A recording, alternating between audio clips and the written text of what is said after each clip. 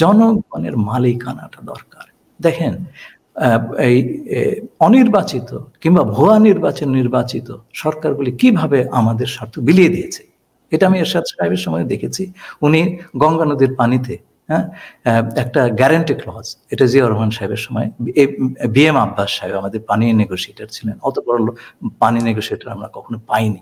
তিনি গ্যারান্টি ক্লজের বন্দোবস্ত করেছিলেন, এরশাদ সাহেব ছেড়ে দিলেন ক্ষমতায় থাকার জন্য। তারপরে তো গত 15 বছর দেখেছি আমাদের যে সমস্ত স্বার্থ কিভাবে বিলিয়ে দেওয়া হয়েছে, এটা যেন গণিমতের মাল। হ্যাঁ, তো এই জিনিসটা যেন না হয়, অনির্বাচিত সরকার কিংবা ভুয়া নির্বাচিত সরকার যেন না আসে। আমার মনে হয়, এবং এর জন্যে তত্ত্বাবধায়ক সরকার ফিরিয়ে আনা দরকার। এবং আমি আরেকটা অবজারভেশন দিব, 2001 সালে যে তত্ত্বাবধায়ক সরকার হয়েছিল তার প্রধানের প্রাইভেট সেক্রেটারি হিসাবে আমি দেশে ফেরত গিয়েছিলাম জাতিসংঘ থেকে। আমি সামনে থেকে দেখেছি যে ওই নির্বাচন কিংবা রাজনৈতিক দলগুলোর বিহেভিয়ার ইত্যাদি। আমাদের দেশে দেখবেন আপনি প্রত্যেকটা 2001 সালে আপনি প্রাইভেট সেক্রেটারি ছিলেন, প্রধান উপদেষ্টা। হ্যাঁ, সেই কারণে আমি একেবারে সামনের রো থেকে দেখেছি কি ঘটে। প্রিয় দর্শক, শুভ সন্ধ্যা। আপনাদের মনে আছে আমি বলেছিলাম যে আমি একটি ছায়া মন্ত্রিসভা, ছায়া ক্যাবিনেট তৈরি করব এবং রাষ্ট্রীয় গুরুত্বপূর্ণ বিষয়ে আমরা আলোচনা করব। তারই সূত্র ধরে আজকে আমরা আমন্ত্রণ জানিয়েছি ডক্টর খলিলুর রহমানকে। আমরা ভারত বাংলাদেশ সম্পর্ক নিয়ে ডক্টর খলিলুর রহমানের সাথে আলাপ করব। ওনার আগে একটু পরিচয় দিয়ে নেওয়া দরকার যে ডক্টর খলিলুর রহমান কে। তিনি 1977 সালে অনুষ্ঠিত প্রথম নিয়মিত BCS পরীক্ষায় প্রথম স্থান অধিকার করেন, করে পররাষ্ট্র মন্ত্রণালয়ে যোগ দেন ক্যারিয়ার ডিপ্লোম্যাট হিসেবে। একই বছর ঢাকা বিশ্ববিদ্যালয়ের অর্থনীতি বিভাগের MA পরীক্ষায় তিনি প্রথম শ্রেণীতে প্রথম হন। 80 থেকে 83 সালে তিনি আমেরিকার ফ্লেচার স্কুল অফ ল এবং ডিপ্লোমেসি, হার্ভার্ড ইউনিভার্সিটির কেনেডি স্কুল অফ গভর্নমেন্টের শিক্ষালাভ করেন। আইন এবং কূটনীতিতে MA এবং অর্থনীতিতে PhD ডিগ্রি অর্জন করেন। তারপরে দেশে ফিরে আসেন। এর আগে 1969 সালে তিনি ঢাকা বোর্ডে 6টি বিষয়ে লেটার নিয়ে SSC পাশ করেছিলেন। উল্লেখ করা যেতে পারে যে আগে লেটার পেত সবাই যারা খুব ভালো ছাত্র ছিল, এবং ইউজুয়ালি 5টা বিষয়ে লেটার পেত। তো উনি 6টি বিষয়ে, ষষ্ঠ বিষয় ছিল বাংলায়। আমি কখনো দেখিনি কাউকে যে বাংলায় লেটার পেয়েছেন। খলিল ভাই প্রথম এবং প্রবাবলি একমাত্র যিনি বাংলাতেও লেটার পেয়েছিলেন। 1985 থেকে 91 তিনি নিউ ইয়র্কে জাতিসংঘের বাংলাদেশের স্থায়ী মিশনের সদস্য ছিলেন এবং জাতিসংঘের অর্থনৈতিক কমিটিতে বাংলাদেশের প্রতিনিধিত্ব করেন। 1991 সালে তিনি বিশেষ উপদেষ্টা পদে জাতিসংঘ সচিবালয়ে যোগ দেন এবং পরবর্তী 25 বছর নিউ ইয়র্ক এবং জেনেভায় বিভিন্ন গুরুত্বপূর্ণ দায়িত্ব পালন করেন, যার মধ্যে আছে জাতিসংঘের মহাসচিবের নির্বাহী দপ্তরে অর্থনৈতিক এবং সামাজিক উন্নয়ন বিষয়ক প্রধান, জেনেভাস্থ আংটাডের technology division trade policy analysis গ্রুপের প্রধান, জাতিসংঘ সদর দপ্তরে আংটাডের ব্যুরো চিফ, টেকনোলজি ব্যাংক সংক্রান্ত জাতিসংঘ মহাসচিবের হাই লেভেল গ্রুপের এক্সিকিউটিভ সেক্রেটারি এবং নন ট্যারিফ ব্যারিয়ার সংক্রান্ত জাতিসংঘের আন্তঃসংস্থা কমিটির সভাপতি। এই সমস্ত তিনি জাতিসংঘের কয়েকটি ফ্ল্যাগশিপ রিপোর্টের প্রধান রচয়িতা, লিখেছেন। 2001 সালের LDC কনফারেন্সের প্রোগ্রাম অফ অ্যাকশন রচনার দায়িত্ব পড়েছিল তার উপরে। সেখানেই প্রথমবারের মতো LDCদের রপ্তানি পণ্য ইউরোপিয়ান ইউনিয়নে ডিউটি এবং কোটামুক্ত প্রবেশাধিকার পায়। সেটা ওনার কাজের কারণেই। এই ব্যবস্থা থেকে বাংলাদেশের শিল্প খাত বিপুলভাবে উপকৃত হয়েছিল। এরপরে আরেকটি বিষয় না বললেই নয়, তিনি বাংলাদেশের ইস্ট ওয়েস্ট ইউনিভার্সিটির প্রতিষ্ঠাতা এবং আপনারা জানেন যে গত জুলাই অগাস্ট বিপ্লবে ইস্ট ওয়েস্ট ইউনিভার্সিটির ছাত্ররা গৌরবজনক এবং বীরত্বপূর্ণ ভূমিকা রেখেছেন। এর বাইরে আরেকটি বিষয় না বললেই না, সেটা হচ্ছে যে আপনারা যারা আমার এপিসোডগুলো দেখেন, আমার এপিসোডগুলো করার আগে গত 3 বছর ধরে খলিল ভাইয়ের সাথে প্রায় প্রত্যেকটা এপিসোড করার আগে নানা বিষয়ে আলাপ করে ওনার সাজেশন, ওনার গাইডেন্স, ওনার ইনপুটস এ সমস্ত নিতাম। এবং আমার এপিসোডটা যাওয়ার পরে আমি প্রথম যাকে ফোন করতাম যে কেমন হয়েছে এটা, আপনার ফিডব্যাক কি। অধিকাংশ ক্ষেত্রেই উনি ভালো বলেছেন, বাট উনি ক্রিটিক করেছেন, সমালোচনা করেছেন, কোথাও বলেছেন যে এটা এভাবে না বললে, শুধু আমার ইউটিউবের ভিডিও না, আমার ফেসবুকের অ্যাক্টিভিটিসেও উনি অনেক জায়গায় মতামত দিয়েছেন, ক্রিটিক করেছেন, যেন আমরা এই অ্যাক্টিভিজমটাকে রাইট ডিরেকশনে নিয়ে যেতে পারি। তো অনেকেই বলেন আর কি যে আমার ভিডিওগুলো একটা বিধ্বংসী ভূমিকা ছিল। তো আমি যদি অর্জুন হয়ে থাকি তাহলে আমার পিছনের শ্রীকৃষ্ণ খলিল ভাই। খলিল ভাই, আপনাকে স্বাগতম আমার চ্যানেলে। আমরা খুবই আনন্দিত যে আজকে আপনি এসেছেন, এবং আজকে আপনার কাছ থেকে আমরা শুনবো ভারত বাংলাদেশ কূটনৈতিক সম্পর্কের বিষয়। এবং আমার প্রথম প্রশ্ন যে হাসিনার শাসন আমলে ভারত বাংলাদেশ সম্পর্ককে আপনি কিভাবে মূল্যায়ন করেন? আপনাকে অজস্র ধন্যবাদ আমাকে আমন্ত্রণ জানানোর জন্য। আপনি আমার সম্পর্কে যা বললেন আমি অভিভূত বোধ করছি, এর জন্য আমি তৈরি ছিলাম না। অর্জুনের জায়গায় আমি নাই, তবে শ্রীকৃষ্ণের জায়গায় আমি নাই, অর্জুনের জায়গায় আপনি 100 ভাগ। তো যেটুকু আমি বলবো যে গত 3 বছর ধরে আপনার এই ফ্যাসিবাদ বিরোধী আন্দোলনের জন্য আপনি যা কিছু করেছেন এবং বাংলাদেশের স্বাধীনতা এবং সার্বভৌমত্ব পুনরুদ্ধারে আপনার যে বিশাল ভূমিকা, তার নিত্যদিনের সাক্ষী কিন্তু আমি দেখেছি। অনেক সময় আপনি আমাকে ফোন করেছেন, তখন প্যারিসে 4টা বাজে রাতে, আপনি ঘুমান নাই, হ্যাঁ, কাজ করে গেছেন, পরের দিন কিন্তু সারাদিন কাজ।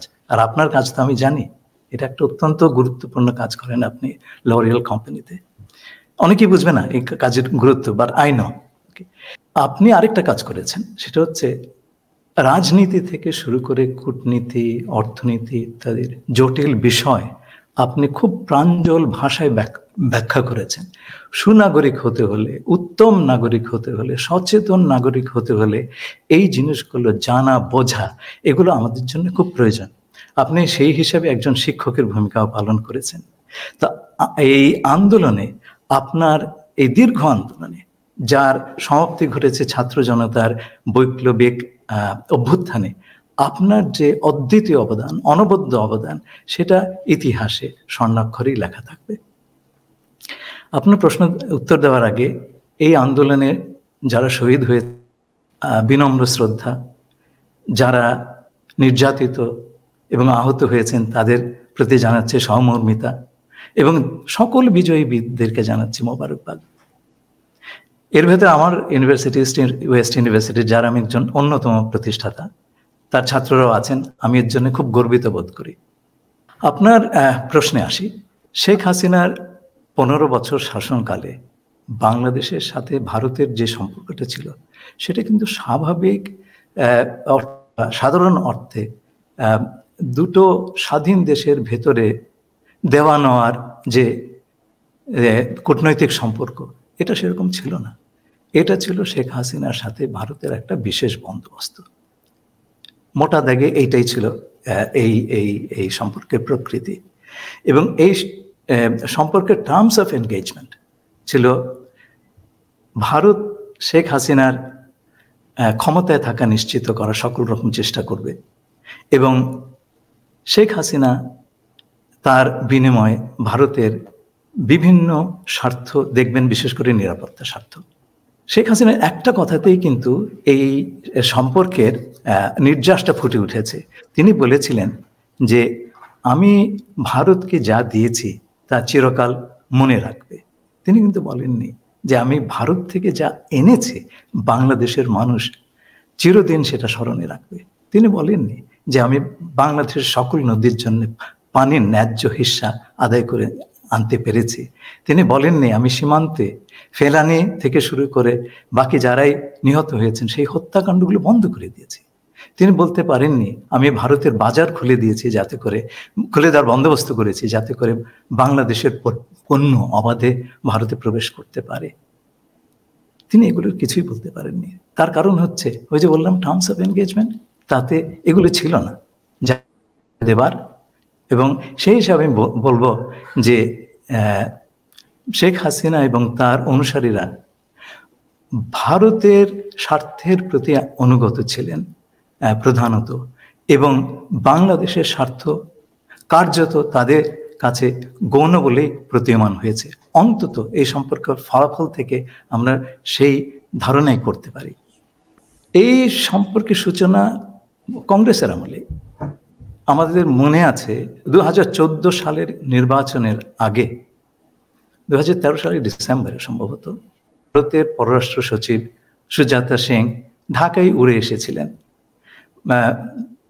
মিস্টার এরশাদকে ঘাড় ধরে নির্বাচনে আসবার ব্যবস্থা তিনি করেছিলেন। আমরা দেখেছি সেখান থেকে সেটা কিন্তু এই সম্পর্কের সূচনা লগ্নের একটা ঘটনা। এবং 14 সালের নির্বাচন কি হয়েছে সেটা আমরা জানি।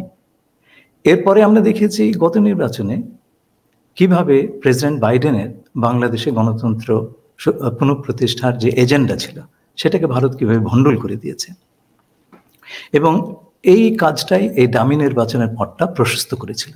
এটা আমরা সেদিন আমরা দেখলাম। হাসিনা এবং তার অনুসারীরা এজন্য বলেছে যে বাংলাদেশের স্বার্থের প্রতি চরম উদাসীনতা দেখিয়েছেন, এবং এজন্যে তার দলের একজন প্রার্থী বলতে পেরেছিলেন যে আমি হাসিনারও প্রার্থী, ভারতেরও প্রার্থী। আপনি ভাবা যায় এই কথা? একটা স্বাধীন দেশে এরকম একটা কথা কেউ বলবে? তো এই বিশেষ বন্দোবস্ত হিসেবে বাংলাদেশ কেবল তার ন্যায্য যে প্রাপ্তি সেটা থেকে বঞ্চিত হয়েছে তা নয়, বাংলাদেশের রাষ্ট্রের এবং বাংলাদেশের জনগণের অপূরণীয় ক্ষতি হয়েছে। তাতে আমাদের স্বাধীনতা এবং সার্বভৌমত্ব বিঘ্নিত হয়েছে, আমাদের মানুষের গণতান্ত্রিক অধিকার, বাক স্বাধীনতা এবং অন্য সকল ধরনের স্বাধীনতা বিলুপ্ত হয়ে গিয়েছিল। এই সময় আমরা স্বাধীনতা, সার্বভৌমত্ব, জাতীয় মর্যাদা, যে তিনটা শব্দ আমরা সবসময় ব্যবহার করতাম, আমরা বলেছি এই কথাটি। দ্বিতীয়, এবং আপনি দেখেন ওই সময়টাতে যে ভয়াবহ রকমের অমানবিকতা হাসিনা সরকার প্রদর্শন করেছে সেটা আমরা আমাদের জীবিত স্মৃতিতে দেখি নাই। যে ধরনের অপরাধ সংগঠিত হয়েছে, আপনার ধরেন বিচার বহির্ভূত খুন, তারপরে আপনার গুম করে দেওয়া, ভুতুরে মামলা, লক্ষ লক্ষ, যারা আপনার বিরোধী মত বা বিরোধী দল দমনের এমন কোনো চেষ্টা নাই, করা হয় নাই। আপনি তো তার একজন ভিকটিম, থাকতে পারেননি দেশে। তো ধরেন এগুলো আয়নাঘর ভাবা যায়। আমার ওই আয়নাঘরের ছবিগুলো যখন দেখলাম, আমার নাৎসিদের কনসেন্ট্রেশন ক্যাম্পের কথা মনে হলো। আমাদের দেশের লোক হয়ে আমাদের দেশের মানুষকে এরকম একটা অবস্থায় ফেলে দেওয়া, আমি কিন্তু ভাই সেটা খুব একটা দেখি নাই। এছাড়া বাংলাদেশের অর্থনীতি আপনি চিন্তা করে দেখেন, ব্যাপক লুটপাট এবং টাকা পাচার করে আমরা আজকে এই অবস্থায় এসেছি। এই টাকাগুলো যদি বাংলাদেশে থাকতো, আমাদের রিজার্ভের কোনো সমস্যা থাকতো? আপনি বলেন। তো এই যে একটা ব্যবস্থা, এতে আমাদের যে সমস্ত ক্ষতি হলো সেই ক্ষতি অনেক কিছু পূরণ করা যাবে না। কিন্তু আয়রনিটা হচ্ছে, সুপ্রিম আয়রনি, এই এত সব আটঘাট বেঁধেও হাসিনা কিন্তু ক্ষমতায় থাকতে পারলেন না। তাকে অনেকটা চোরের মতো দেশ ত্যাগ করতে হলো, তার সমর্থকদের দলকে ভয় ভয় একটা বিপদে ফেলে দিয়ে। এই ধরনের কাপুরুষতা আমরা এরশাদের কাছেও দেখি নাই। না, এরশাদ অনেক সাহসী ছিল। হ্যাঁ, সাহসী। এরশাদকে বলা হয়েছিল যে আপনি চলে যান, এরশাদকে কিন্তু এই প্রস্তাবটা দেওয়া হয়েছিল যে আপনি চলে যান, এরশাদ কিন্তু রাজি হয়নি। জি। তো দেখেন, আর অন্যদিকে ভারতও তো রাখতে পারলো না এই ব্যবস্থাটা। বাংলাদেশের ছাত্র জনতার শক্তির সামনে টিকতে পারলো না। এটা কিন্তু একটা ইম্পর্টেন্ট জিনিস। এবং ভারত সংক্রান্ত বিভিন্ন রকমের ভয় টয় ছিল মানুষের ক্ষেত্রে, সবগুলো কেটে গেল। তো আমার মনে হয় যে এটা ভারতের পররাষ্ট্রনীতি এবং বাংলাদেশ নীতির জন্য বড় রকমের একটা ধাক্কা। এটা ঠিক যে এটা তো ধাক্কা, অবশ্যই ধাক্কা। তো এখন ভবিষ্যতে এরপরে আমাদের পররাষ্ট্রনীতি বা ভারত নীতি কিভাবে নতুন ভাবে বিন্যাস হবে, আপনার কি মত? ভারত কি করবে সেটা সম্পর্কে কিছু আন্দাজ করতে পারি। আমি আমার দীর্ঘ কর্মজীবনে বিভিন্ন ভারতীয় ডিপ্লোম্যাট, বেশ অনেক নামি দামি ডিপ্লোম্যাটের সঙ্গে সান্নিধ্যে এসেছি, তাদের সঙ্গে কাজ করেছি। আমার ধারণা ভারতে বিজ্ঞ অভিজ্ঞ ব্যক্তিবর্গ আছেন নীতি নির্ধারণ মহলে, তারা নিশ্চয়ই অনুধাবন করছেন যে বাংলাদেশে একটা ব্যাপক পরিবর্তন হয়ে গেছে। এবং ওই পরিবর্তন, এটা আগের অবস্থায় ফেরত যাবে না। There be no business as usual.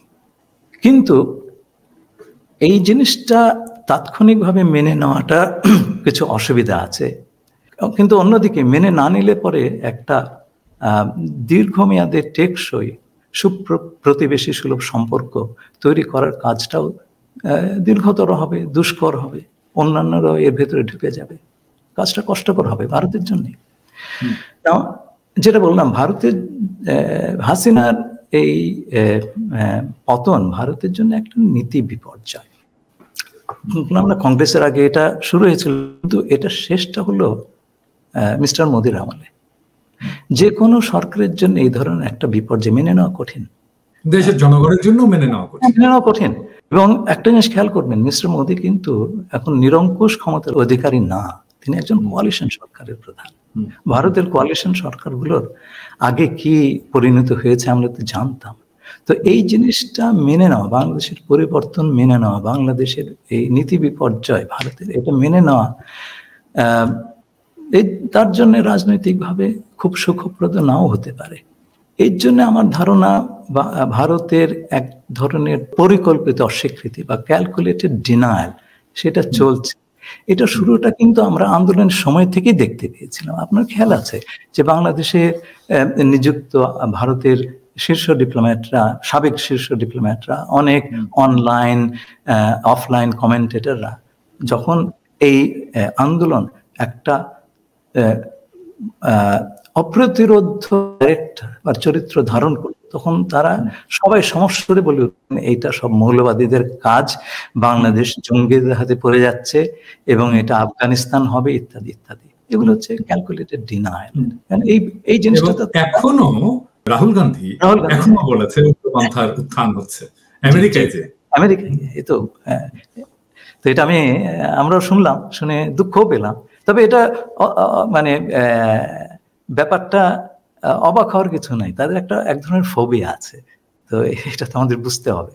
আর তাদের ফোবিয়াটা কি, তাদের ভয়টা কি বাংলাদেশকে নিয়ে?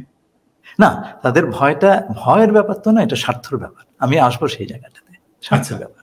তারা যেভাবে সাজিয়েছিল, যে যত্নে সাজিয়েছিল একটা জিনিস, এবং তার স্বার্থের জন্য, বিশেষ করে নিরাপত্তার স্বার্থ, উত্তর পূর্বাঞ্চলের নিরাপত্তার স্বার্থ, সেইটা হাসিল করার জন্য যেই জিনিসটা সাজিয়েছিল তাসের ঘরের মতো ভেঙে গেল, সাস্টেইন করতে পারলো না, এটা ধরে রাখতে পারলো। এই যে জিনিসটা, যে এটা যে সাস্টেইনেবল না, এটা যে কোনো আক্কেল জ্ঞান সম্পন্ন মানুষই তো এটা বুঝবে। এরা কেন বুঝলো না?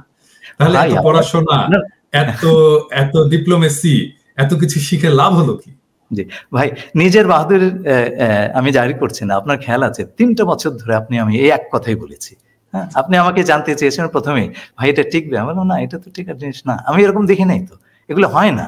একটা স্বাধীন রাষ্ট্রকে আপনি এভাবে ট্রিট করতে পারেন? আমার এখন আপনার সেই টোনটা আমার কানে বাজে, ভাই এটা টিকবে না, আপনি এইভাবে বলতে, নাকি এটা টিকবে না, ঠিক এইভাবে বলতে, এটা টিকান না। তারপরে দেখেন, কিন্তু এটা কেন তারা বুঝতে পারলো না? এটা হচ্ছে, মানে ধরেন আমরা তো তাদেরকে নানা ধরনের, মানে একটা দেশের মানুষ তীব্রভাবে ভারত বিরোধী হয়ে উঠছে এবং এই রেজিমটা এত অজনপ্রিয়, এটা যে কোনো মুহূর্তে এটা কোলাপস করবে, এরকম একটা অবস্থাও তারা বুঝতে পারলো না। এর মধ্যে আমরা ভারতীয় পণ্য বয়কটের আন্দোলন করলাম, যেটা বিপুলভাবে জনপ্রিয় হয়ে গেল, তারপরেও তারা কেন বুঝতে পারলো না? আপনাকে বলি, একে তো হচ্ছে অজনপ্রিয়তা, এই ব্যাপারটা আছে। আপনার মানুষের গণতন্ত্রের অধিকারটা আপনি কেড়ে নেবেন, মানুষ বসে বসে আঙুল চুষবে, অত্যাচারিত হবে, কিছুই বলবে না, এটা তো মানা যায় না। একটা জিনিস মনে রাখতে হবে, বাংলাদেশ কিন্তু এই উপমহাদেশের একমাত্র দেশ যে যুদ্ধ করে স্বাধীন হয়েছে। কোনো আলোচনার টেবিলে বসে আমাদের স্বাধীনতা অর্জন হয়নি। এবং আপনি দেখবেন প্রতিটি প্রজন্ম একটা বড় আন্দোলনের ভেতর দিয়ে গিয়েছে। আমাদের যখন স্কুলের বয়স, ক্লাস 10-এ পড়ে, ম্যাট্রিক এসএসসি দিব, সেই সময় আইয়ুব বিরোধী আন্দোলন হলো, আমরাও ফারহানের মতো রাস্তায় নেমেছি। তো জিনিসটা হচ্ছে, পাকিস্তানেরা আমাকে গুলি করে নাই, কিন্তু আমাদের দেশের বাহিনী ফারহানকে গুলি করেছে। এটি কিন্তু খেয়াল রাখবে, এই পর্যায়ে চলে গেছিল জিনিসটা। 90-তে এরশাদ বিরোধী আন্দোলন, আপনি গেছিলেন। আজকে এত বড় একটা আন্দোলন হলো। এই ধরনের আন্দোলনের, এই ধরনের যুদ্ধ করা, লড়াই করা, লড়াকু মনোভাব, এইটা এই উপমহাদেশে কারো নাই। এর জন্য আপনার যা নাই আপনি সেটা বুঝবেন কি করে? Exactly, exactly. এটা আমি আমার এপিসোডেও বলেছি যে মানে রাষ্ট্র বিপ্লব কি, বিপ্লব কি, অভ্যুত্থান কি, আন্দোলন কি, এই জিনিসটা ভারতের লোকজন জানে না। মানে height of their what should I say revolutionary zeal হচ্ছে নকশাল মুভমেন্ট। তো আমরা সবাই অ্যাপ্রিসিয়েট করি এবং আমরা এটা অবশ্যই এটাকে, এই স্পিরিটটাকে আমরা সকলেই অ্যাপ্রিসিয়েট করি, বাট স্টিল নকশাল মুভমেন্ট আমাদের যে কোনো একটা ছোটখাটো আন্দোলনের সাথে তুলনীয় না। তো আপনি যে কথা বললেন যে ভারত এই কাজটা করলো কেন, এটা একটা ইতিহাস আছে। এই ইতিহাস আমরা আমাদের কার্যকালের সময় জেনেছি। আমার দুজন মেন্টর ছিলেন ফরেন অফিসে, হুমায়ুন রশিদ চৌধুরী সাহেব, আমি ওনার প্রাইভেট সেক্রেটারি ছিলাম উনি যখন ফরেন মিনিস্টার ছিলেন, এবং ব্যারিস্টার AK-H মোর্শেদ, বাংলাদেশের পররাষ্ট্র মন্ত্রণালয় এর চাইতে বড় পণ্ডিত ব্যক্তি কখনো আসেন নাই। উনি যে এসছেন আমি অবাক হয়েছি, এই ধরনের অফিসার আমাদের ছিলেন। তো তাদের কাছ থেকে আমি ভারতের ব্যাপারে অনেক কিছুই শুনেছি। আপনাকে একটা জিনিস বলি, 1962 সালে চীন ভারত আক্রমণ করে, এবং সেই আক্রমণের সময় এক পর্যায়ে চীনা সৈন্য আসামে ঢুকে যায়। তো আকাশবাণীতে তখন একজন খবর পড়তেন, বিজেন বোস সম্ভবত নাম, উনি ভেবে বলতেন আকাশবাণী খবর পড়ছেন বিজেন বোস, আমার সেই কথাটা মনে আছে। উনি বলেছিলেন আসামে আমাদের সৈন্যরা সম্মানজনকভাবে পশ্চাৎ অপসরণ করেছে, মানে ভেগে গিয়েছে। তো ওই সময় পণ্ডিত নেহেরু খুব বিচলিত হয়ে পড়েন। নয়াদিল্লিতে আমেরিকান অ্যাম্বাসেডর ছিলেন বিখ্যাত অর্থনীতিবিদ, হার্ভার্ডের প্রফেসর জন কেনেথ গলব্রেথ, আমরা ওনার বই পড়েছি। তিনি ছিলেন প্রেসিডেন্ট জন এফ কেনেডির ব্যক্তিগত বন্ধু। তো তার মাধ্যমে পণ্ডিত নেহেরু প্রেসিডেন্ট জন এফ কেনেডিকে একটা অনুরোধ করতে বলেন পাকিস্তানের প্রেসিডেন্ট আইয়ুব খানকে, যাতে পূর্ব পাকিস্তানের, তদানীন্তন পূর্ব পাকিস্তানের ভেতর দিয়ে ভারতীয় সৈন্য চলাচলের অনুমতি দেওয়া হোক। তো আইয়ুব খান আরেক কাঠি সরস, উনি বললেন যে আমরা তো আমেরিকার সামরিক জোটে আছি, সিটো সেন্টো, হ্যাঁ ওনাদেরকে আসতে বলেন, আমরা খুলে দিব। তো পণ্ডিত নেহেরু তো তখন জোট নিরপেক্ষ আন্দোলনের নেতা, আমেরিকার এখনো তো আমেরিকার সঙ্গে ওনার কোনো জোটে যাননি, যার কারণে আমেরিকা তাদেরকে অ্যালাই মনে করে না, পার্টনার মনে করে, তাই না? ওই যে ঘটনা, পণ্ডিত নেহেরু এরপরে কিন্তু বেশি দিন বাঁচতে পারেননি। অনেকে বলেন ওই ঘটনার একটা প্রভাব তার উপরে পড়েছিল। তো ধরেন তার কন্যা যখন দেখলেন বাংলাদেশ যুদ্ধের সময় তারা একটা সুযোগ পেলেন বাংলাদেশকে ওই ব্যবহার করা সেভেন সিস্টারের সঙ্গে সংযোগের জন্যে, সেই সুযোগটা হাতছাড়া করতে চাইলেন না। এই জন্যে বাংলাদেশের প্রবাসী সরকারের সঙ্গে তারা একটা 25 বছরের চুক্তি করেছিলেন। সেই চুক্তির কথা আমি হুমায়ুন রশিদ চৌধুরী সাহেবের কাছ থেকে শুনেছিলাম। উনি তখন দিল্লিতে প্রবাসী সরকারের প্রতিনিধি। প্রবাসী সরকারকে তখনও ভারত স্বীকৃতি দেয় নাই, হ্যাঁ, সরকার হিসেবে আমাকে নেয় নাই। তারপরে তার সঙ্গে এই চুক্তিটা করে। চুক্তি করার পরে অ্যাক্টিং প্রেসিডেন্ট সৈয়দ নজরুল ইসলাম সাহেব খুব সজ্জন ব্যক্তি ছিলেন, উনি অজ্ঞান হয়ে পড়েন। চুক্তিটা এতই আত্মঘাতী ছিল। তো পরে শেখ মুজিব এসে তার পরিবর্তন ঘটান। একটা ক্রেডিট আমাদেরকে শেখ মুজিবকে দিতেই হবে, সেটা হচ্ছে বাংলাদেশ থেকে ভারতের সৈন্য দলকে বাড়িতে পাঠিয়ে দেওয়া, এই কাজটি তিনিই করেছিলেন। এবং বাংলাদেশে সেই সময় আর কোনো ব্যক্তিত্ব ছিল না যারা এই দুঃসাধ্য কাজটি পারতেন। এবং বাংলাদেশকে স্বাধীন একটা দেশের ভিত্তিতে প্রতিষ্ঠা করার জন্য এটা একটা অত্যন্ত বড় কাজ ছিল। এই কথাটা কিন্তু আমাদের ভুললে চলবে না।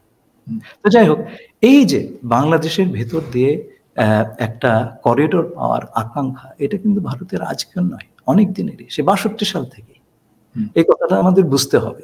তো এই যে বাংলাদেশের সঙ্গে যে সিকিউরিটি অ্যারেঞ্জমেন্ট হলো, হাসিনাকে ক্ষমতায় রাখা ইত্যাদি, তো ভারত যে এক ঝুড়িতে সব ডিম রেখে দিল, সেটার ওই আমার মনে হয় অ্যাবাইডিং রিজন হচ্ছে ওই যে আপনার একটা ট্রমা, 62 সালের ট্রমা যায়নি তো।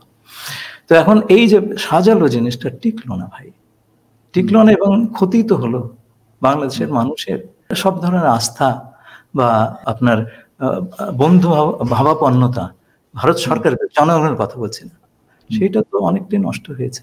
এতে ভারতের ক্ষতি হলো বলে আমি মনে করি। তবে আমার ধারণা যে অন্তর্বর্তীকালীন সরকার যেহেতু দীর্ঘস্থায়ী নয়, ভারত এই মুহূর্তে তার সম্পর্ক যে আমূল পরিবর্তন করবে তা নয়, এটা তারা হোল্ডিং অপারেশন হিসেবে রেখে দিবে, যাতে বাংলাদেশ থেকে ভারতের জন্য কোনো ক্ষতিকর ঘটনা না ঘটে তার চেষ্টা তারা করবে, এবং করাটাই স্বাভাবিক। এবং যতটুকু সুবিধা শেখ হাসিনার আমলে পেয়েছে তারা, সেগুলো বজায় রাখার জন্য নানান রকম চাপ দেবে, এবং চাপ দেওয়া জন্য তাদের সহায়তাকারীর তো অভাব নেই। 15 বছর ধরে এই দেশে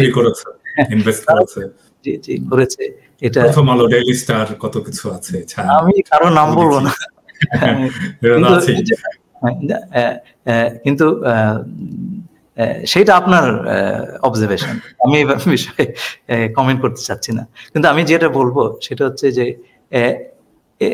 একটা পর্যায়ে গিয়ে ভারতের উপলব্ধি হবে যে বাংলাদেশের উপর তাদের যে সবচাইতে বড় নির্ভরতা, সেটা হচ্ছে 7 রাজ্যে 7 সিস্টার্স এর যে নিরাপত্তা এবং স্থিতিশীলতা, সেটার জন্য বাংলাদেশের সহায়তা, এইটা তাদের বাংলাদেশের কাছে তার চাইতে বড় ঠেকা।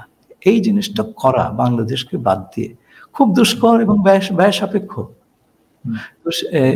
যদি বাংলাদেশের মাধ্যমে সেটা করিয়ে নিতে পারে তাহলে তার জন্য সুবিধাজনক। শুনেন, যার যার স্বার্থ নিয়ে শেষে আসে, আপনি যদি ভারতের জুতোয় আপনার পা দুটো দিয়ে দেখেন, তাহলে এটা আপনার কাছে একটা খুব র্যাশনাল জিনিসের মনে হবে, তাই না? তো আমরা তো কেবল শুধু আপনি যদি কিন্তু ঘটনাটা হচ্ছে খলিল ভাই যে নিশ্চয়ই আমি আমার স্বার্থ দেখব, কিন্তু আরেকজনকে পদানত করে, আরেকজনের নাগরিক মানবিক অধিকারকে নিষ্পেষিত করে আমি তো আমার স্বার্থকে ধরে রাখতে পারবো না। এটা খুবই সিম্পল ইকুয়েশন। আমার মনে হয় এই জিনিসটা এখন ভারতের হয়তো বোধগম্য হবে, কারণ অনেক সময় বিশাল বিশাল আমি জাস্ট বলি যে ভারতের কিভাবে বোধগম্য হবে, মানে হাসিনাকে তারা আশ্রয় দিয়েছে, এবং হাসিনাকে আশ্রয় দেওয়ার পরে প্রফেসর ইউনূস নিজে বলেছে যে হাসিনা যদি চুপ থাকে, হ্যাঁ চুপ থাকা উচিত। এটা তো প্রফেসর ইউনূসের পরিষ্কার বার্তা যে হাসিনা চুপ থাকা উচিত।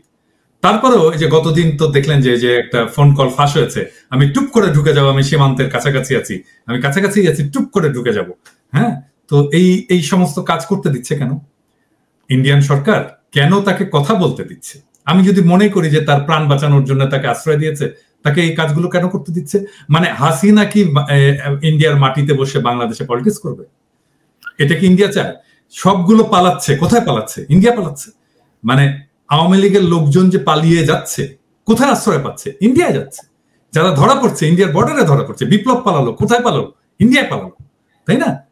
তো ইন্ডিয়া কি আসলে এটা বুঝেছে যে তারা যে মিস্টেক করেছে সেখান থেকে ফিরে আসার আমি একটা জেস্টার অফ গুডউইল বলে না, সেটা তো দেখাবো, সেটা তো দেখাচ্ছে না তারা। আমি আপনাকে বলি, আপনি যদি কাউকে এগুলো করে পার পেয়ে যান, আপনি এটা করবেন, এটাই নিয়ম, জগতের নিয়ম। তাই আপনি পার পেয়ে যাচ্ছেন। এগুলো হচ্ছে, আপনি ধরেন, আমি আপনাকে একটা জিনিস বলি, ভারতের একজন বিচ্ছিন্নতাবাদী নেতা যদি বাংলাদেশে এসে আশ্রয় নেন, ভারত সেটা সহ্য করবে? এক্স্যাক্টলি। আচ্ছা, প্রত্যর্পণ করবে, আমরাও দিয়ে দিব, ঠিক আছে, আমার সঙ্গে চুক্তি আছে। তাই চুক্তি যদি থাকে তাহলে দুদিকেই তো মানতে হবে। হ্যাঁ, একতরফা তো আপনি মানতে পারেন না। কিন্তু আমরা কি সে কথা বলেছি? আমরা যদি আমরা যদি এই কথাগুলি না বলি যে আমার অপরাধী, এখন তো তার বিরুদ্ধে মামলা হচ্ছে, তো এখন আমাদের দেশের অপরাধীরা আপনার দেশে একটা অভয়ারণ্য পাবে, আর আপনি চাইবেন এইখানে আপনার অপরাধীরা আমরা টুপ করে ধরে ফেলি এলেই। এটা তো হয় না। কিন্তু আমরা কি কথা বলছি? না, এখন তো আবার একটা প্রশ্ন আসতে পারে, মানে ধরেন হাসিনার লোকরা বলতে পারে, আপনি তো প্যারিসে বসে পলিটিক্স করলেন, বাংলাদেশের বিপ্লব করলেন, আপনি কিভাবে করলেন? আমি তো পলিটিক্যাল রিফিউজি। সে তো পলিটিক্যাল রিফিউজি না, সে তো অ্যাসাইলামও পাইনি, সে কোন স্ট্যাটাসে আছে? তার স্ট্যাটাস কি? তার তো ডিপ্লোম্যাটিক পাসপোর্টও নাই, সে তো ভিসাও পায়নি, তাই না? না, আমি আপনাকে বলি যে না, এটা আপনার আইন নীতি নিয়ম সেগুলোর কথা হচ্ছে না। আমি পারলে আমি করবো, আপনি না পারলে, আপনি পারলে আপনি করেন, আপনি বলেন কালকে ফেরত দিতে হবে, এই যে ফোন কল পেয়েছি, আপনি ফেরত দেন, আপনি দাবিটা করেন। সেই দাবিটা যদি না করে, তাহলে ওরা যদি চালিয়ে যায়, আপনি কি করবেন? আপনি নীরবতা হচ্ছে সম্মতির লক্ষণ, আপনি নীরব আছেন, তার মানে আপনি মেনে নিচ্ছেন। এই যে মেনে নেওয়ার একটা কালচার তৈরি হয়েছে আমাদের দেশে দীর্ঘদিন ধরে, এই কালচারটা যদি মানে চলতে থাকে, তাহলে তো আবার এদের পুনর্বাসিত হওয়া তো কেবল সময়ের ব্যাপার মাত্র, সেটা তো আমাদের বুঝতে হবে। তো সেই কথাটা কি আমরা বলছি? আমরা কি বলছি যে ঠিক আছে, তোমার সঙ্গে আমি ডিল করব সার্বভৌমত্ব সমতা ভিত্তিতে। আমি জানি আমার তোমার চাইতে আমার শক্তি কম, তোমার চাইতে, কিন্তু কেবলমাত্র শক্তির বিচার দিয়ে দুটো দেশের সম্পর্ক হয় না। তুমি আমার সঙ্গে চুক্তি করেছো বন্দি প্রত্যর্পণের চুক্তি, আমি এই চুক্তি মানব, তোমার দেশের মন্দ লোক আমার দেশে এলে আমি ফেরত দেব, কিন্তু আমি চাই যে তুমিও এই চুক্তি একইভাবে মান্য করো। এই কথাটা তো আমাদের বলতে হবে। আমি যদি একটা জিনিস দাবি না করি, আমি যদি চুক্তির আমার দিকটার কার্যকারিতা দাবি না করি, আমাকে কে দেবে ভাই? এটা তো দুনিয়ার নিয়ম। তো আপনি যেমন একটা ভাড়া বাসায় আছেন, ভাড়া দিচ্ছেন না, আর বাড়িওয়ালাও কিছু বলছে না, আপনি কি করবেন?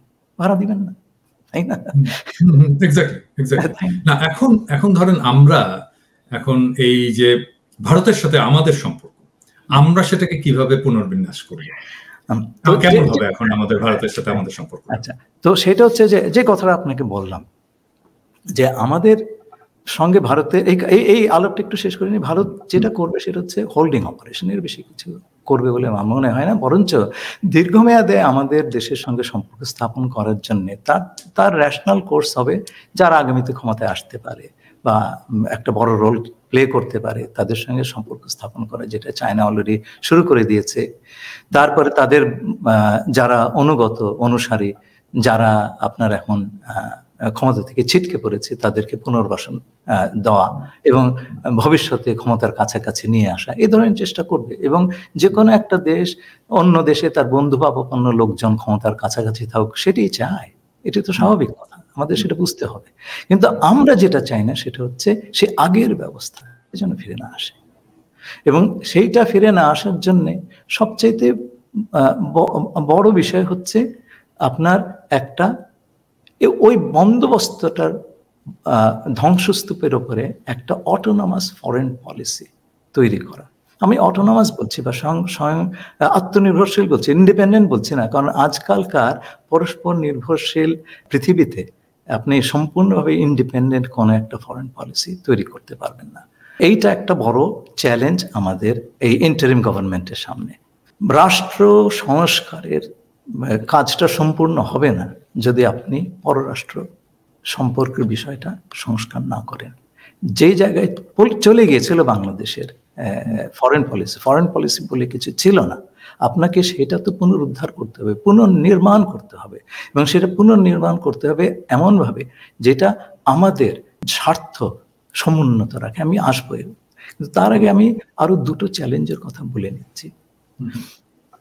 প্রথম চ্যালেঞ্জ হচ্ছে এই সরকারের সামনে ভারত যে ধরনের চাপ দেবে বা দিচ্ছে সেগুলো মোকাবিলা করা, এবং সেইটা না করতে পারলে, সঠিকভাবে না করতে পারলে এই ফ্যাসিবাদের সমর্থকদের পুনর্বাসন সহজতর হবে, এটা আপনি ঠেকাতে পারবেন না।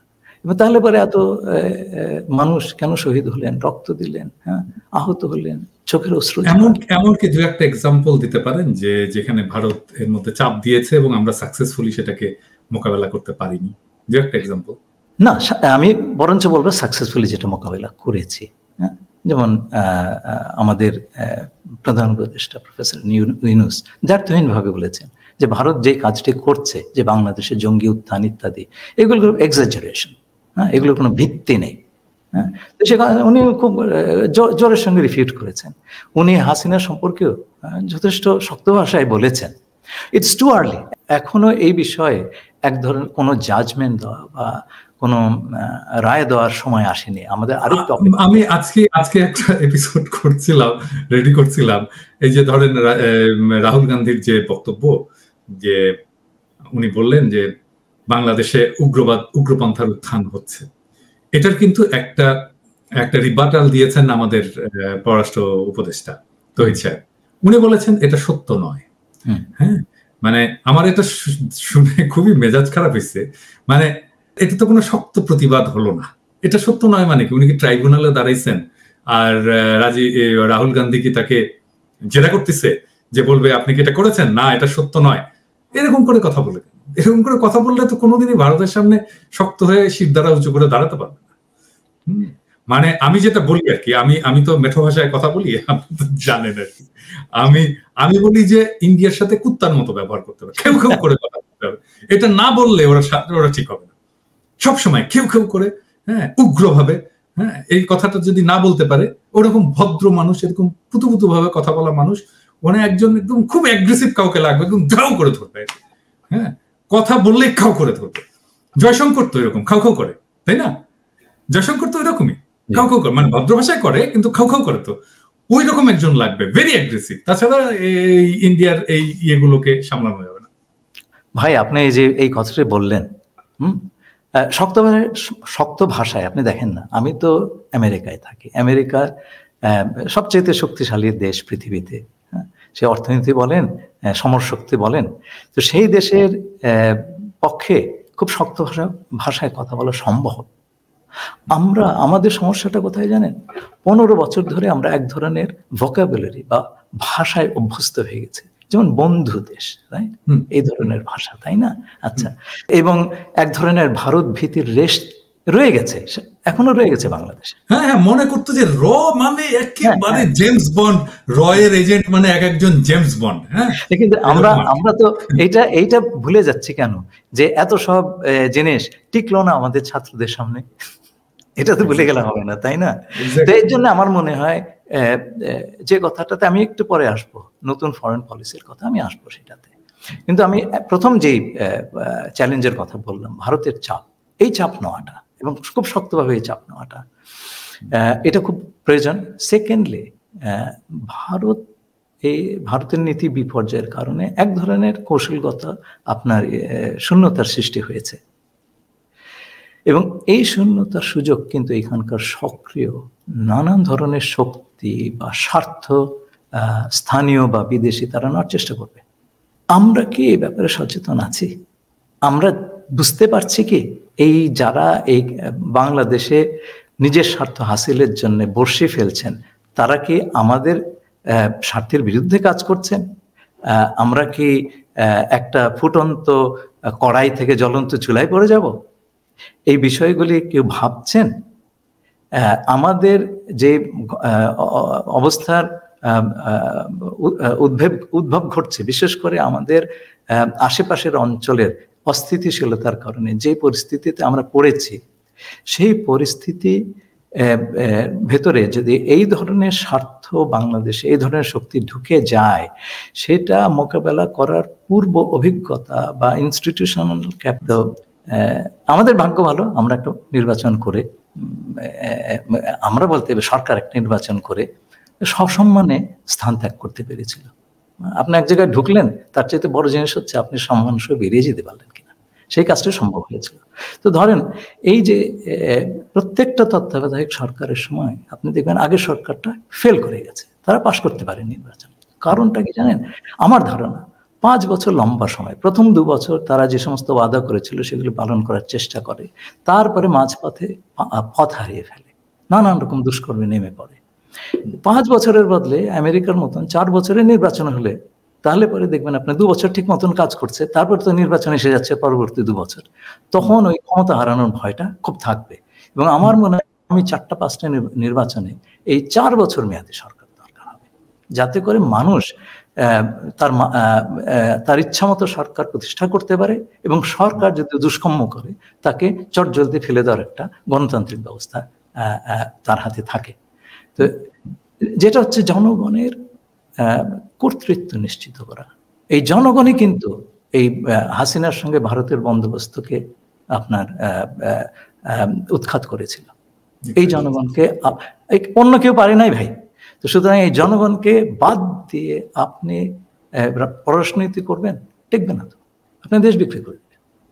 তো সেইটা হচ্ছে 1 নম্বর। 2 নম্বর হচ্ছে এফেক্টিভ ডিটারেন্স, মানে আপনাকে কেউ যদি আক্রমণ করতে আসে তার 5 বার চিন্তা করতে হবে যে আমি অক্ষতভাবে ফেরত যেতে পারবো কিনা। হ্যাঁ, তো এই ডিটারেন্স আমি দীর্ঘকাল কাজের উপলক্ষে সুইজারল্যান্ডে ছিলাম, সেখানে দেখেছি প্রাপ্তবয়স্ক সকলেরই মিলিটারি ট্রেনিং, পুরুষদের জন্য আপনার কম্পালসারি, বাধ্যবাধকতা, মেয়েদের জন্য ঐচ্ছিক বা ভলান্টারি। এইরকম একটা সুইজারল্যান্ড একটা ছোট্ট দেশ, আপনি দেখেন ইউরোপের মাঝখানটা একটা ছোট্ট দেশ, তার সে আপনার যুদ্ধ বা সামরিক প্রিপারেশনে খুব বেশি খরচ না করে এই কাজটা করেছে। প্রত্যেকটা মানুষকে সে এনেবল করেছে, তাকে সামর্থ্য দিয়েছে দেশকে বাঁচানোর এবং আমাদের দেশকে রক্ষা করার যে স্পৃহা সাধারণ মানুষের, জনগণের, সেটা আমরা দেখলাম ভাই। তো সেই জনগণকে আপনি, সেই বিশেষ করে যুব সমাজকে আপনার এনেবল করতে হবে। এই দেশকে দুর্যোগের সময়, এই যে বন্যার সময় আমরা দেখলাম, ট্রাফিক নিয়ন্ত্রণের সময় দেখলাম, যে কোনো দুর্যোগের সময় আমার দেশ আক্রান্ত হলেও হ্যাঁ তারা যেন দেশের জন্য দাঁড়িয়ে যেতে পারে। তো এই জিনিসটা যদি বাইরের শত্রুরা জানে বা মিত্ররা জানে, তারা আমাদের সঙ্গে দুষ্কর্ম করার আগে 3 বার চিন্তা করে দেখবে। 3 নম্বরটা হচ্ছে ফরেন সার্ভিস। আমাদের ফরেন সার্ভিসে, আমি তো সেই সার্ভিসের লোক, খুব মেধাসম্পন্ন ছেলে প্রতি বছর যায়, কিন্তু যখন দেখবেন সর্বোচ্চ লেভেলে ডিপ্লোমেসি নাই, দেশ বিক্রি করার চেষ্টাই হচ্ছে আসল, তখন ডিপ্লোমেসি কিন্তু কিছু বিশেষ করার থাকে না, চাকরি করতে হয় বেচারাদের পারে। কিন্তু একটা অটোনমাস ফরেন পলিসি, যেখানে আমাদের দেশের স্বার্থটা হবে প্রধান, যেখানে যে কোনো দেশের সঙ্গে আমার পার্টনারশিপ হবে স্বার্থের ভিত্তিতে, কোনো বন্ধু শত্রু বলে কিছু নাই। এই যে সকলের সঙ্গে বন্ধুত্ব, শত্রুত্ব, এগুলো হয়েছিল কোল্ড ওয়ারের সময়। আমাদের তো জন্ম কোল্ড ওয়ারের সময়, সেখানে পৃথিবীটা 2টো ভাগে ভাগ ছিল, হ্যাঁ, পুঁজিবাদী, সমাজবাদী ভাগ। যারা সেই একটাতেও যেতে চায়নি তারা জোট নিরপেক্ষ করেছে এবং তাদের নীতি ছিল সমদূরত্ব বজায় রাখা জোটের থেকে, সবার সঙ্গে বন্ধুত্ব, কারোর সঙ্গে শত্রু না, কাউকে আমি খাপাবো না। সেই দিন কবে গত হয়ে গেছে, তো আমাদের চিন্তা পাল্টায় নাই, চিন্তা তো বদলাতে হবে।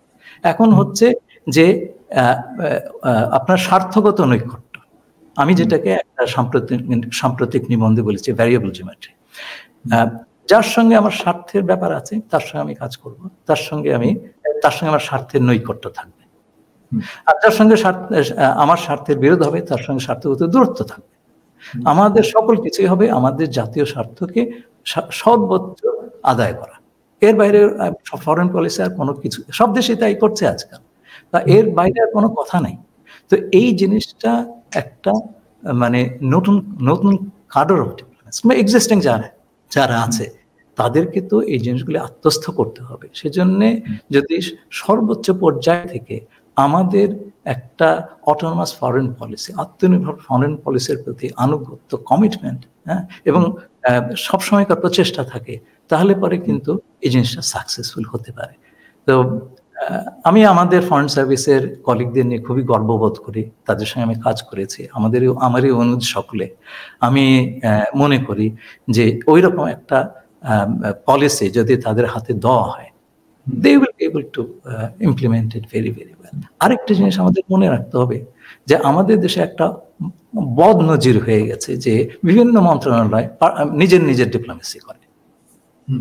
হ্যাঁ, আমি কোনো বিশেষ মন্ত্রণালয়ের কথা বলবো না, একটা দূত এলো দেখা করতে, অনেক সময় দেখা যাচ্ছে যে আপনার এক ধরনের ইনফেরিয়রিটি কমপ্লেক্স থেকে, হ্যাঁ, তো বিদেশিদের খুশি করার একটা প্রবণতা আছে আমাদের দেশে, আমি দেখেছি। হ্যাঁ, দিয়ে দিল, আরে তুমি কি তোমার বাবার জিনিস দিলে নাকি? এটা তো দেশের স্বার্থ। তো এই খণ্ডিত ডিপ্লোমেসি, হ্যাঁ, বা বিভিন্ন মন্ত্রণালয় তার নিজের ডিপ্লোমেসি করবে, কোনো কোঅর্ডিনেশন থাকবে না, ফরেন অফিস জানবেও না কি হচ্ছে। আমি আমার পলিটিক্যাল স্বার্থ এগিয়ে নিচ্ছি, আরেকজন সেটা আমাদের অন্য জায়গায় বিক্রি করে দিচ্ছে বা কম্প্রোমাইজ করে দিচ্ছে, এটা তো চলবে না।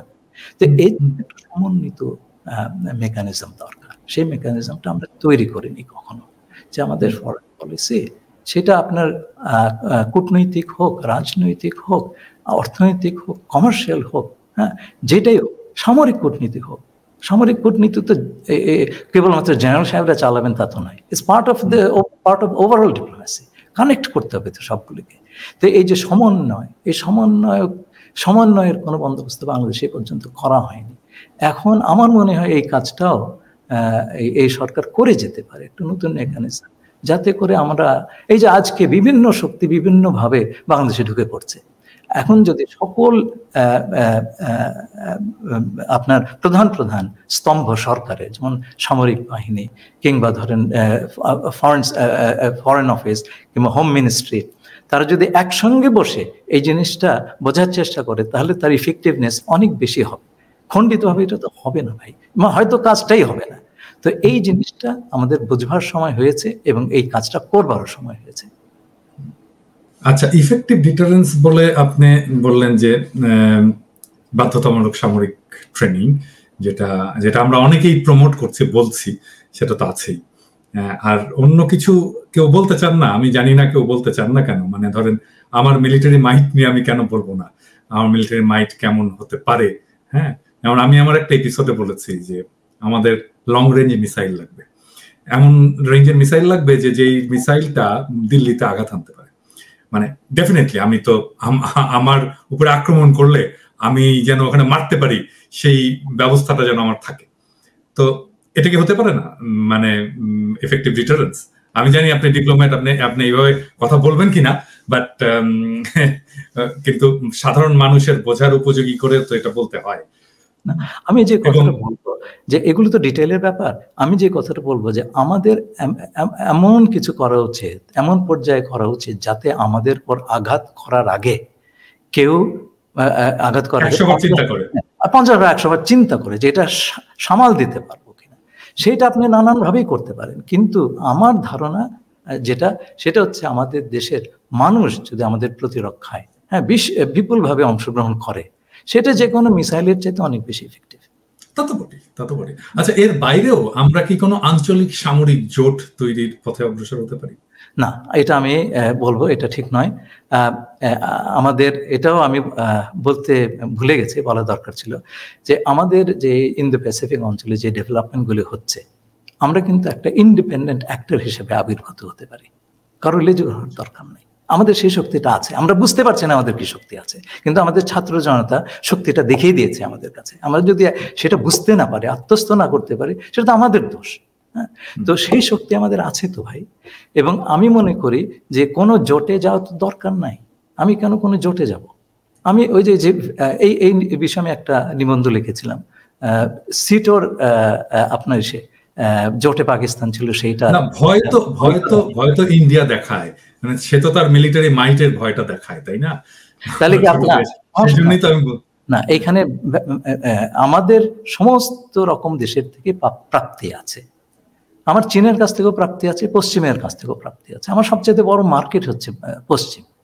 আমি তো এমন কিছু করবো না যে পশ্চিম মার্কেট বন্ধ করে দেয়, তাই না? আচ্ছা, এবং আমাদের কালচারাল যোগাযোগ সেই আপনাদের ব্রিটিশ আমলের থেকে পশ্চিমের সঙ্গে, তাই না? আপনিও তো পশ্চিমে একটা দেশে বসে আছেন, আমিও তাই। আচ্ছা, এগুলো তো হঠাৎ করে কিছু নয়, এটা একটা প্যাটার্নের অংশ। তো আমরা সেই রাস্তা বন্ধ করতে চাই না, আমরা চীনের রাস্তা বন্ধ করতে চাই না, ভারতকে আমরা শত্রু ভাবতে চাই না, আমরা কিন্তু চাই না। কিন্তু আমাকে সেই পথে ঠেলে দিলে আমাকে তো আত্মরক্ষা করতে হবে, তাই না?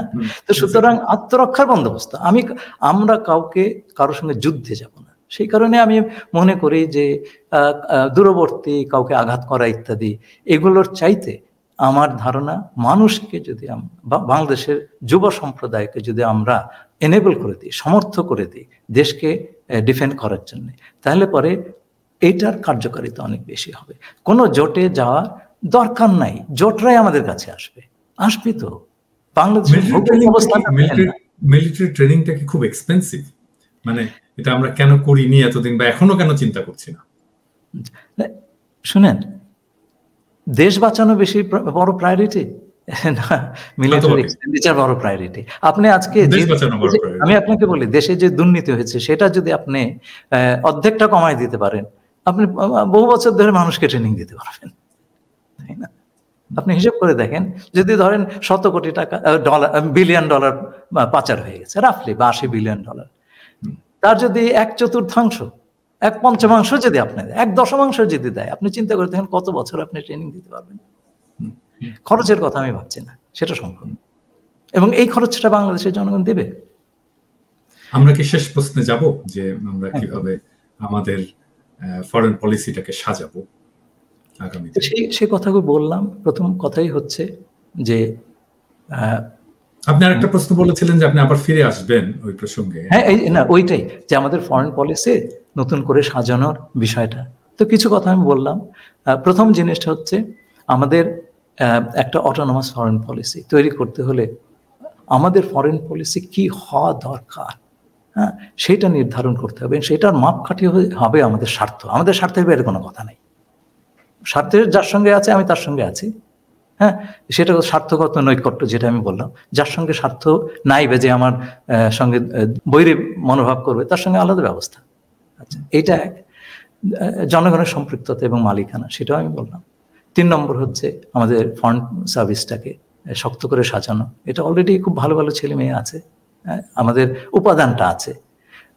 তারপরে কোঅর্ডিনেটেড ফরেন পলিসি। এই বিক্ষিপ্তভাবে বিভিন্ন মন্ত্রণালয়ে তার ফরেন পলিসি চালাবে, এটা না করে সবাই মিলে একটা সমন্বিত প্রচেষ্টা এবং সেটার একটা মেকানিজম তৈরি করা। এই কথাগুলো আমি বলতে চেয়েছিলাম, সেটা অলরেডি বলেছি। আচ্ছা, আর দুইটা জিনিস আপনি যেহেতু বললেন, ওই যে $80 বিলিয়ন যেটা পাচার হয়ে গেছে আর কি, এই টাকাটা ফেরত আনাটা কি সম্ভব? হ্যাঁ, সম্ভব। এই বিষয়ে তো আমি এবং আমার 2জন কলিগ রিসেন্টলি লিখেছি। বিভিন্ন দেশ এই টাকা আনতে পেরেছে, এর জন্য বিভিন্ন মেকানিজম আছে। আমি খুব খুশি যে অন্তর্বর্তীকালীন সরকারের পক্ষ থেকে বিভিন্ন দেশের কাছে এই বিষয়ে সাহায্য চাওয়া হয়েছে।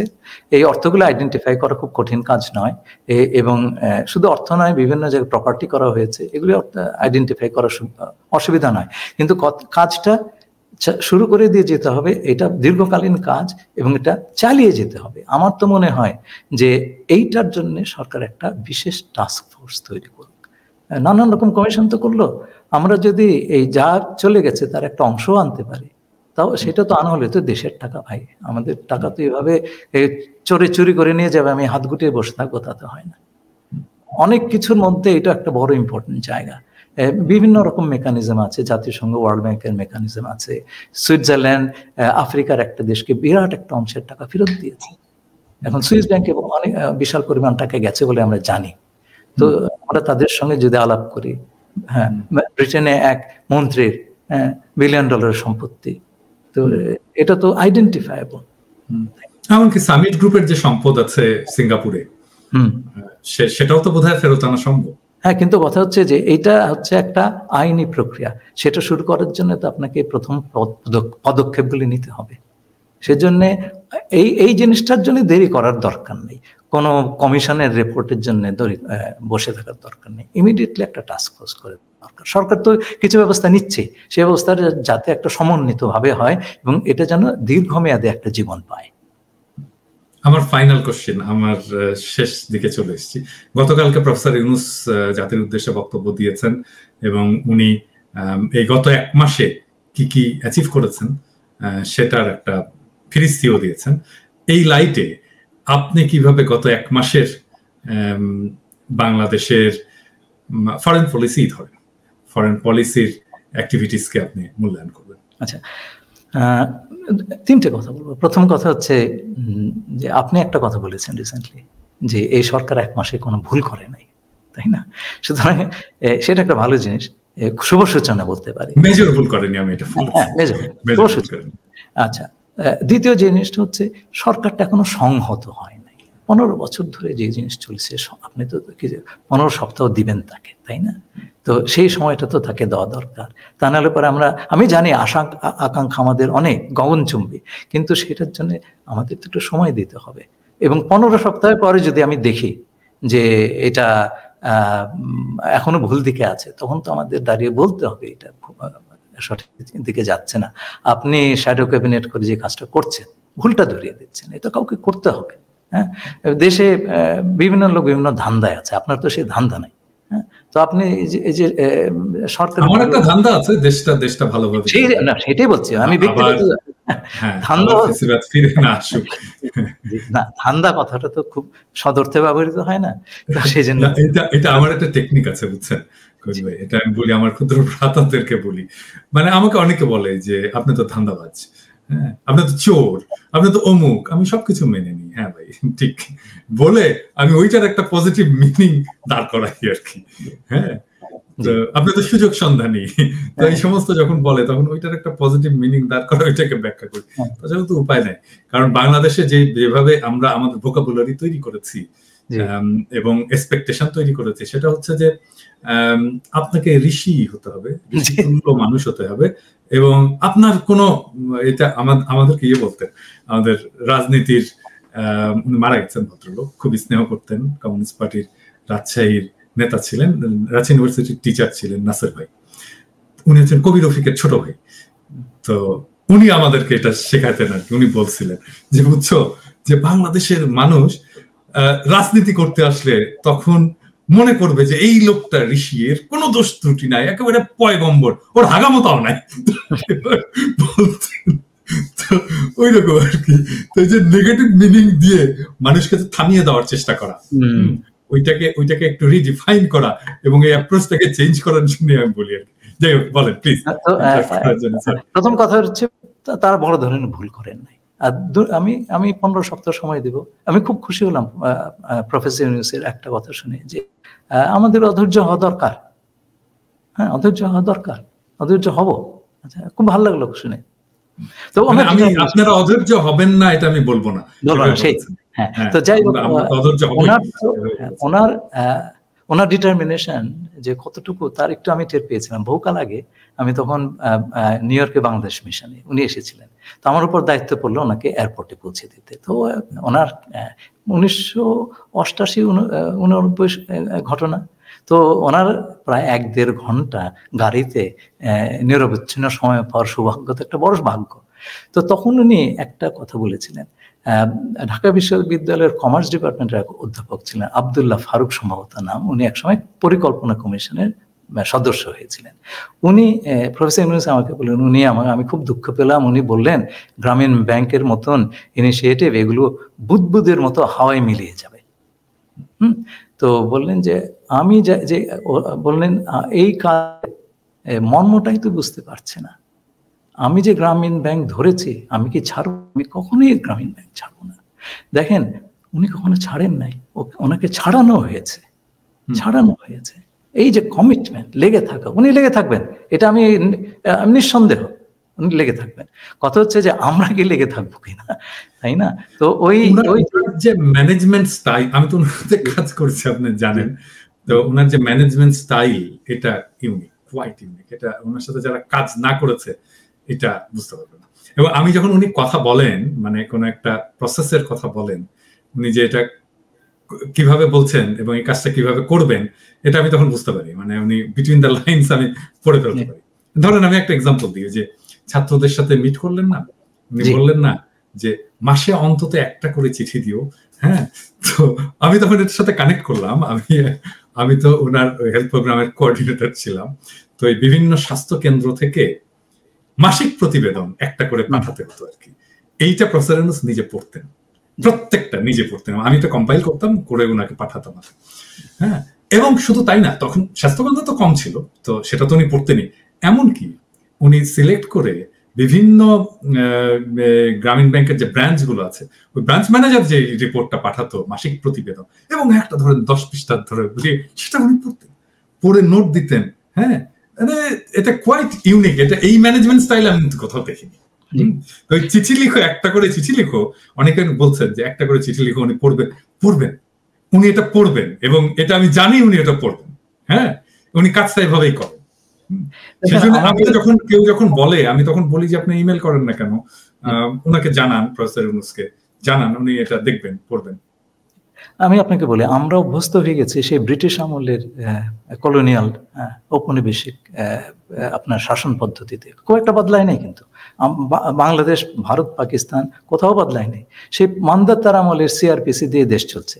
তো এখন ধরেন, উনি একটা বই লিখেছিলেন, খুব দামি বই, এটা আমার ডেস্কে সবসময় থাকতো, পথের বাধা সরিয়ে নিন, মানুষকে এগোতে।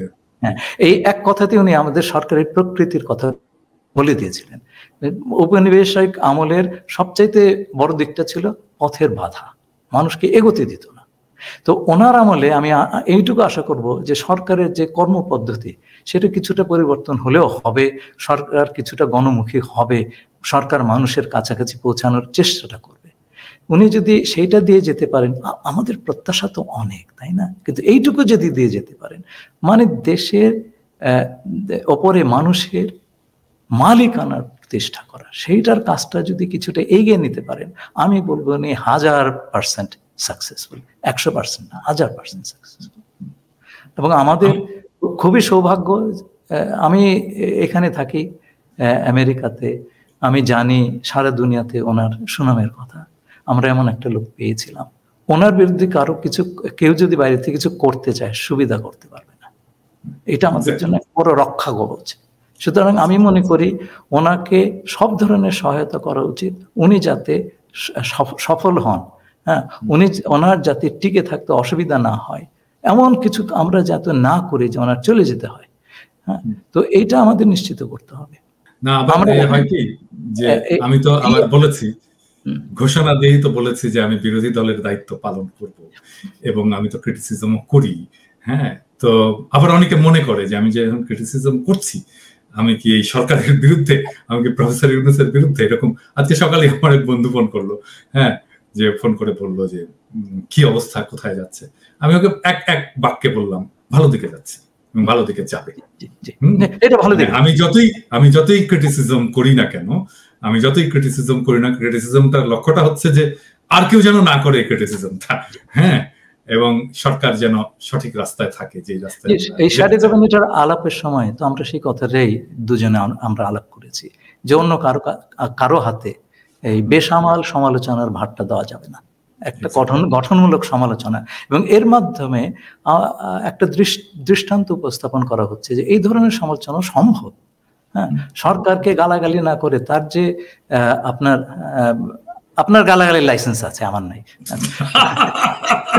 তো সরকারকে গালাগালি না করেও, হ্যাঁ, কঠোর ভাষায় বলা যায়, এবং তাতে যে সরকার তার কোর্স পরিবর্তন করে। হ্যাঁ, এবং আমি দেখেছি আপনার কথায় সরকার অনেক কিছু পরিবর্তন করছে। এইটা কিন্তু একটা ভালো সরকারের লক্ষণ, যে ভালো সমালোচনা এসছে, আমরা সেটার রেসপন্স করব না কেন? হ্যাঁ, এই যে খোলাখুলি ভাবে কাজটা করা, এবং সবটাই তো দেশের স্বার্থে। ভাইয়া, উনিও এই বয়সে সারা জীবন তো সততার সঙ্গে কাটিয়েছেন, তাই না? এই বয়সে তো ভালো কাজ করবেন। জি, আমরাও মনে করি যে ওনার নেতৃত্বে আমরা একটা জায়গায় পৌঁছে যেতে পারবো। সবচেয়ে বড় কথা হচ্ছে রাজনৈতিক নেতৃত্ব সেইখান থেকে সেই ভারটা হাতে নিয়ে সেই পথে আমাদেরকে আরো এগিয়ে নিয়ে যেতে পারবে কিনা, এই পরীক্ষাটা কিন্তু আমরা 2 বছর রাজনৈতিক দলগুলিকে, তারা কি করছে? তারা কি ক্ষমতায় যাওয়ার জন্য হামলে পড়ছে? তারা কি এখনই আওয়ামী লীগ বিতাড়িত হয়েছে বলে চাঁদাবাজিতে নেমে পড়লে তার দল কি করছে সেটা বন্ধ করার জন্য? আমরা দেখবো সেটা। দলগুলি রেসপন্সিবল। এটার ব্যাপারে আমি একটু বিনয়ের সাথে রাজনৈতিক দলগুলোকে বলতেই চাই, হ্যাঁ, যে রাজনৈতিক দলের যে ইন্টেলেকচুয়াল ক্যাপাসিটি, এটাতে তো ওনাদের অনেক ইমপ্রুভ করতে হবে। হ্যাঁ, প্রত্যেকটা রাজনৈতিক দল। হ্যাঁ, দেখুন না, 2 বছর লম্বা সময় ওনারা বিভিন্ন স্তর থেকে, আমাদের দেশে মেধাবী লোকের অভাব নেই, তো দেশে বিদেশে সব জায়গাতেই আছেন। আমি একটা বিশ্ববিদ্যালয়ে ট্রাস্টি বোর্ডের মেম্বার, সেটা একজন প্রতিষ্ঠাতা। আমি জানি যে মেধা আছে আমাদের দেশে। এই মেধা না থাকলে এই ছাত্র আন্দোলন করতে পারতো না, ভাই। আচ্ছা, এবং বিদেশে যে কি পরিমাণ মেধা সেটাও আমি জানি। তো এই মেধার যদি তারা মোবিলাইজ করে এবং সে গতানুগতিক রাজনীতিতে না যায়, একটা ব্রেইন ট্রাস্ট তৈরি করে প্রত্যেকটা দল, হ্যাঁ, যে সেই ব্রেইন ট্রাস্ট তাকে বিভিন্ন সেক্টরে কি করতে হবে সেই উপদেশটা দেবে, এবং সরকার দলের কর্তা ব্যক্তিরা সেটা শুনবেন এবং মানুষ দেখবে যে তারা শুনছেন। আচ্ছা, এই কাজ না করলে পরে তো আমরা সেই আগের জায়গাতে পৌঁছে যাব। আগের জায়গায় পৌঁছে যাওয়ার জন্য কিন্তু মানুষ শহীদ হয় নাই, রক্ত দেয় নাই, ওই ইন্টেলেকচুয়াল অ্যাসেটটা যদি ডেভেলপ না করে রাজনৈতিক দলগুলো, তাহলেই বিপদ। মানে ধরেন, আমি যদি বলি আর কি, ধরা যাক যে বিএনপি ক্ষমতায় গেল, তাহলে আমাদের বাণিজ্য মন্ত্রী কে হবে? কেউ কি বলতে পারবে? মানে এটা কিন্তু আমাদের বলতে পারা উচিত ছিল, তাহলেই বুঝতে পারতাম যে বিএনপি প্রিপেয়ার্ড। না হয় কি, আমি আমি আমি আপনাকে বলি, আগামী 1 বছরের ভেতরে যদি বিএনপি বা জামাত বা অন্যান্য দল এসে আমাদের এই শ্যাডো ক্যাবিনেটটা নিয়ে নেয়, আমি খুব খুশি হব। আপনারা নেন? অবশ্যই অবশ্যই। আমরা কেন এই কাজটা দীর্ঘদিন করবো? এটা তো ঠিক না, তাই না? আপনারা নেন, আপনারা দেশ চালাবেন, আমরা তো যাচ্ছি না, তাই না? আপনারা চালান, আমাদের ক্ষমতার লোভটাও নাই। আপনারা চালান, আমরা দূর থেকে দেখবো, ভালো কাজ করলে হাত তালি দেবো, খারাপ কাজ করলে সমালোচনা করবো। কিন্তু আপনারা দেশ চালাবেন অথচ এখন থেকে দায়িত্ব নিবেন না, এটা তো হয় না। 2 বছর আপনাদের প্রিপারেশন টাইম, আপনারা প্রিপেয়ার্ড হন, আপনার দলগুলো ওইভাবে সাজান, মানুষ বিশ্বাসটা দেন যে সরকারটা হবে জনগণের এবং সরকার মেধার ভিত্তিতে চলবে। আন্দোলনটাই তো মেধার চলেছিল, তো মেধার ভিত্তিতে দেশটা চলবে, দেশের স্বার্থটা ওইভাবে আদায় করা হবে এবং স্বার্থের প্রতি আমাদের স্বাধীনতা, সার্বভৌমত্ব এবং আঞ্চলিক অখণ্ডতার প্রতি আমাদের আনুগত্য সমুন্নত রেখে কোনোভাবে কম্প্রোমাইজ করা যাবে না। আপনাকে অনেক ধন্যবাদ ভাই, আমরা শেষ করছি। আপনাকে মানে আরো বেশি সময় গল্প করার মতো করে আলাপ করা গেলে ভালো লাগতো। আবার হবে, আমরা অন্য কোনো একটা ইস্যু নিয়ে আসবো। আপনি ভালো থাকবেন। আপনার ইস্ট ওয়েস্ট ইউনিভার্সিটির ছাত্রদেরকে এবং শিক্ষকদেরকে আমার ব্যক্তিগত তরফ থেকে অভিনন্দন জানাই তাদের এই গৌরবজনক ভূমিকার জন্য, এবং আমাদের যেই পার্টনারশিপ, আমাদের যেই সহযোগিতা গত 3 বছর ধরে চলেছে, সেটা ভবিষ্যতে আরো চলবে, এবং আমি আপনাকে বিরক্ত করেই যাব, এবং আমরা আশা করি যে আমরা জাতিকে কিছু দিতে পারবো, পজিটিভ কিছু দিতে পারবো, সেটাই আমাদের আশা। দর্শক মন্ডলী, আপনাদেরকেও ধন্যবাদ। আমরা আবার পরে অন্য কোনো বিষয় নিয়ে আসবো।